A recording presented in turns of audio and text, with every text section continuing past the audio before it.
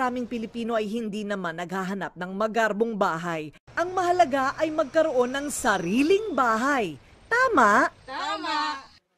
Sina Joey, Lerma, at Armando, ilan lang sa mga karaniwang Pinoy na kumikita ng husto lang sa pang-araw-araw na gastos. Pero ano ang meron sila ngayon?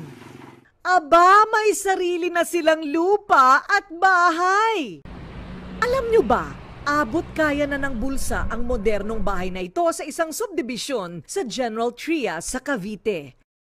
Nagkaroon kasi ng need for affordable housing sa Pilipinas para maka-reach out din kami dun sa mga pamilya na nangangarap na magkaroon ng sariling bahay. Sa halagang 2.5 lang, magkakaroon ka ng sariling bahay at lupa. Hanggang ngayon ay hindi pa rin makapaniwala si Mang Joey na may bahay na siya para sa kanyang mag-iina. Doon sa inuupahan ko, 3.5. Nag-decide yung asawa ko na kumuha na kami dito para yung aming pinangungupahan balang araw sa amin na. Nag-usap po kaming mag-asawa, sabi ko sa kanya, kaysa naman upa ng upa tayo, ito magiging sa atin na. Tahimik po siya, tsaka secured talaga, pati yung mga bata secured talaga sila. Kumikita lang siya ng 8,000 piso sa pagre-repair sa mga relo kada buwan. Bukod sa pagkain, binabudget din niya sa pag-aaral ng kanyang 2 anak. Si Lerma naman na tubong Iloilo, buwis buhay naman ang trabaho. Isa siyang lady guard sa isang establishmento. Kinuha ko naman siya kasi once na nakikitira ka lang dito sa Maynila, mahirap. Pangarap talaga ng lahat na magkaroon ng sariling tahanan eh. Kaya ayan, komportable ka na yung inuwian mo ay sarili mo.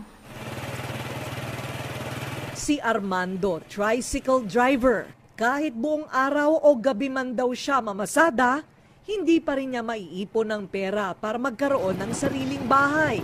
At laging butas ang bulsa niya sa kababayad sa upa sa bahay. Lagi po kaming nangungupahan, matagal din po kaming nangupahan, 10 taon. Masaya kasi siyempre nakapagpundar ako ng sarili ko para sa mga anak ko, para na rin sa asawa ko. Saka malapit na rin sa school na kung sakaling ang mga bata sa pag-aaral. At bilang tugon sa dumaraming populasyon na walang matirhan, naisipan ng isang real estate company na buksan ng oportunidad sa ating mga kababayan na makamit ang pinapangarap na bahay at lupa. Kung ang buwanang kita mo lang ay 8,000 piso pataas, akalain nyo pwede ka na palang magkabahay ngayon. Ang bahay ay simbolo ng tagumpay kung saan ay mabibigyan mo ng sariling tahanan ang iyong pamilya. 2,500 pesos lang ang buwanang hulog mo. Heto na ang modernong tahanan. Laking pasasalamat ni na Mang Joey, Lerma at Armando na sa wakas ang pera na kanilang pinaghirapan may pinatutunguhang magandang bahay.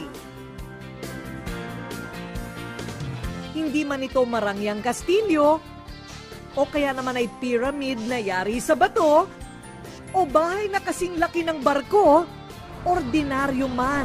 Ang importante ay may silong sa ulunan at matatawag na sarili.